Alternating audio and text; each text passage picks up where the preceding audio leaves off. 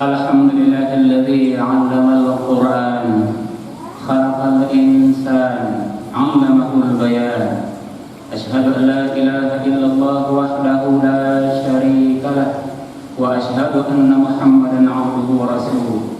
Allahumma shalli wa sallim 'ala Muhammadin wa 'ala alihi wa ashabihi wa man tabi'ahum bi ihsanin ila yaumiddin.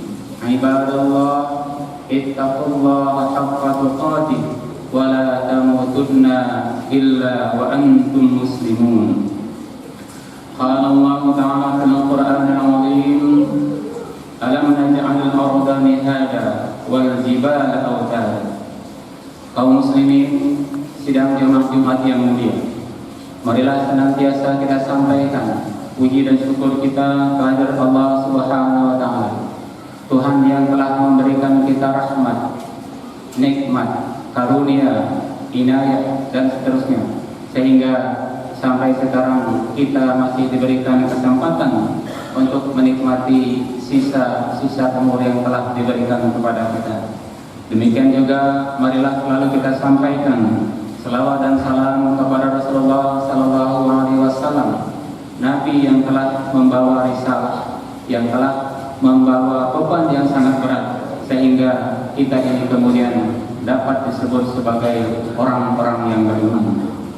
Kaum muslimin jamaah Jumat yang mulia, ketika Qarun ingkar, ketika Qarun durhaka, ketika Qarun itu sombong dengan harta yang banyak, ketika dia ingkar kepada Allah Subhanahu wa taala, Allah kemudian memberikan sebuah musibah kepada dia ditenggelamkan ke dalam bumi.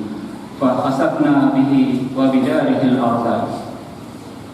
Di tafsir-tafsir klasik kita tidak banyak menemukan tafsir dari ayat ini, tetapi pada masa modern para ahli kemudian mampu menjelaskannya setelah kita tahu ada fenomena likuifaksi seperti yang baru-baru ini kita rasakan.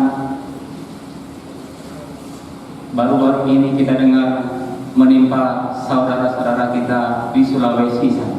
Mungkin bayangan kita pada awalnya, Harun itu beserta rumahnya berhadapan dengan Jibril, lalu Jibril memasukkan tangannya ke bawah rumah Harun, lalu dibalikkannya sehingga bagian atas menjadi bagian bawah dan bagian bawah kemudian muncul ke atas. Tetapi rupanya tidak seperti itu kejadiannya. Butir-butir tanah itu berpisah satu sama lain. Butir-butir tanah itu kemudian mencair sehingga apapun yang ada di atasnya kemudian tenggelam ke dalam bumi. Kaum muslimin hamba Allah yang mulia, barulah kemudian kita mengetahui apa maksud dari Allah menyatakan bahwa Qarun itu ditenggelamkan ke dalam bumi. Setelah 1400 tahun umur Quran, baru kita paham makna dari Al-Qasas ayat 81. Di ayat lain disebutkan wal jibala awtada. Bukankah telah kami jadikan gunung-gunung itu sebagai pasak di An-Naba? Di surat Al-Anbiya 31 diperkuat lagi, wa ja'alna fil ardi rawasiya an tamida bihim. Di surat Luqman ayat 10 dikuatkan lagi, khalaqas samawati bighairi 'amadin tarawnaha wa alqa fil ardi rawasiya an tamida bikum. Dan kami jadikan di atas bumi itu gunung-gunung supaya kemudian kamu tidak bergoncang dengan gunung-gunung.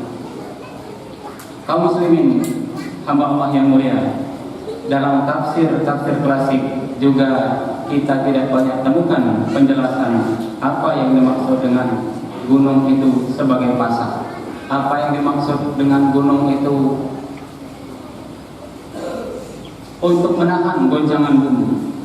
Tetapi para ahli geologi modern sekarang ini menyatakan bahwa lempengan-lempengan bumi, kerak-kerak bumi, tempat kita berpijak sekarang sesungguhnya berada di sebuah cairan cairan magma yang sangat panas dan kedalamannya 5 km di bawah permukaan bumi.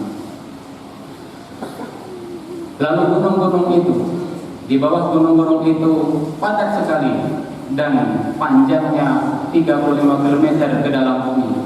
Artinya gunung yang tampak kita lihat di atas, sesungguhnya bagian bawahnya menangkap sampai 35 km ke bawah bumi, dan itu melewati cairan magma tadi yang hanya 5 km tebal.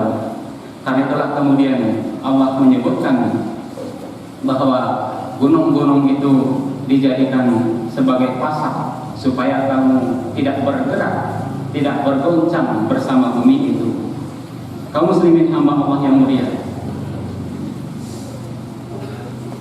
sekali lagi sekarang ini baru kita kemudian mengerti apa yang dimaksud oleh Al-Quran dengan dijadikan gunung-gunung itu sebagai pasak, dijadikan gunung-gunung itu untuk menahan goncangan sehingga kita tidak oleng. Sekali lagi, ketika Quran sudah berumur 1400 tahun, kita baru kemudian bisa memahaminya.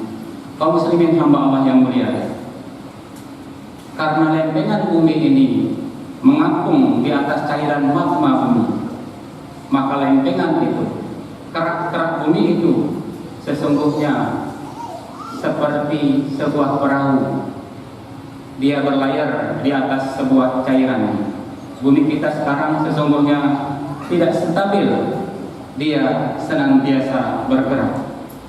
Di dalam surat An-Naml ayat 88 disebutkan, wa taral jibala tahsabuha jamidatan wa hiya tamurru marras sahab.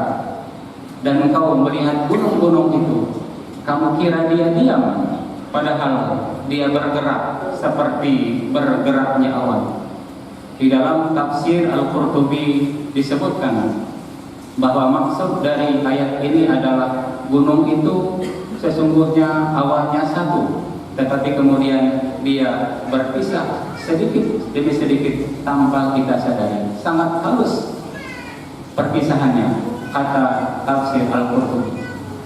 Tetapi kaum muslimin hamba Allah yang mulia, pada zaman modern ini para ahli geologi mampu menjelaskannya lebih detail lagi.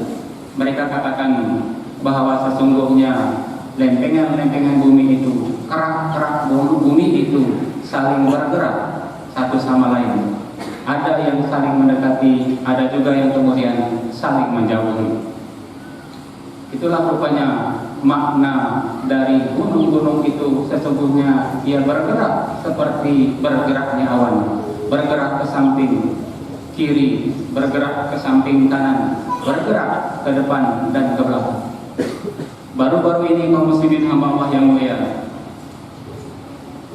seorang ahli biologi dari ITB mengunjungi Aceh. Dia mampir di Barbate yang kita kenal dengan sebutan kebun kurma sekarang di Belang Bintang. Dia meneliti tanah di situ.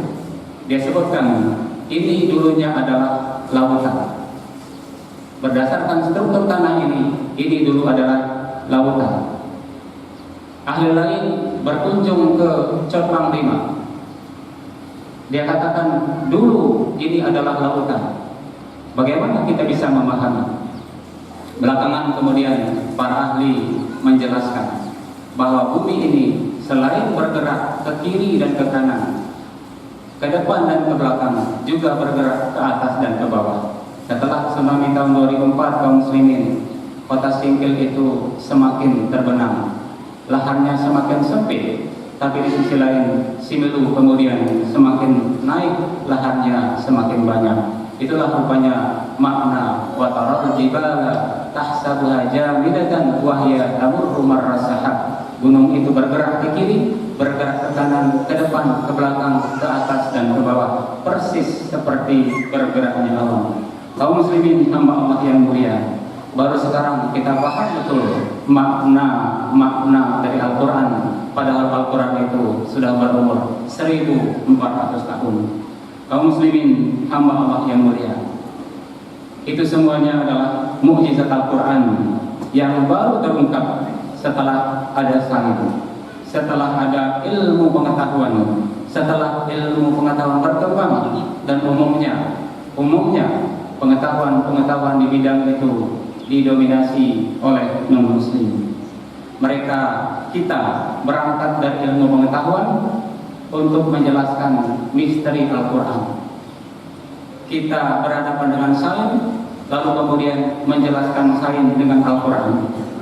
Tugas kita, kaum muslimin hamba Allah yang mulia, di UIN ini, terutama Fakultas Sains dan Teknologi, adalah melakukan sebaliknya, yaitu berangkat dari Quran untuk menjelaskan fenomena alam, berangkat dari Al-Quran untuk mengungkap rahasia-rahasia alam.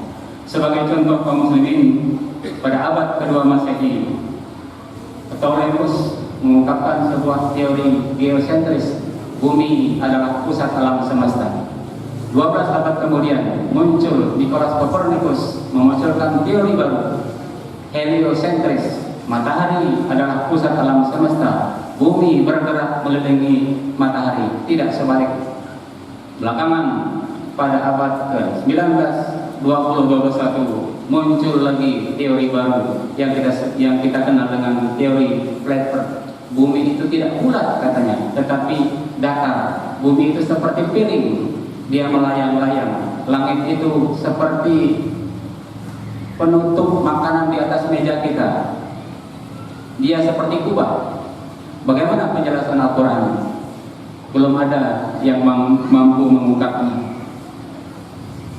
Ulama-ulama awal kaum muslimin, Ibnu Taimiyah, Ibnu Qayyim al-Jauziyah, Ibnu Hazmin, Abdullah bin Bas yang kontemporer, Al-Utsaimin kontemporer, menyatakan bumi itu bulat seperti yang kita kenal sekarang. Tetapi ulama lain, Al-Khatani, kemudian tafsir jalan lain, mengungkapkan bahwa bumi itu datar seperti pemahaman flat earth sekarang. Mereka berdalil antara lain, wa ilal ardi kayfa sutihat, dan bumi ini bagaimana dia dihamparkan, didukung oleh banyak sekali ayat lain. Wal arda madadnaha, kami telah hamparkan bumi itu, artinya bisa dipahami dia datar. Tapi ulama lain memahaminya bulat, karena Quran menyatakan kami masukkan malam kepada siang dan siang kepada malam. Ulama kemudian menafsirkan itu tidak mungkin terjadi kecuali kalau bumi ini bulat. Mudah-mudahan kaum muslimin, masalah-masalah seperti ini dapat diselesaikan oleh UIN, oleh saudara-saudara kita yang bekerja, yang berkonsentrasi di Fakultas Sains dan Teknologi, sehingga ilmu pengetahuan yang berkembang sekarang untuk masa depan berangkat tidak lagi dari teori-teori ahli sebelumnya, tetapi dari teori-teori yang kita ambil dari Al-Quran. Fa'tabiru ya ulil absar la'allakum tuflihun.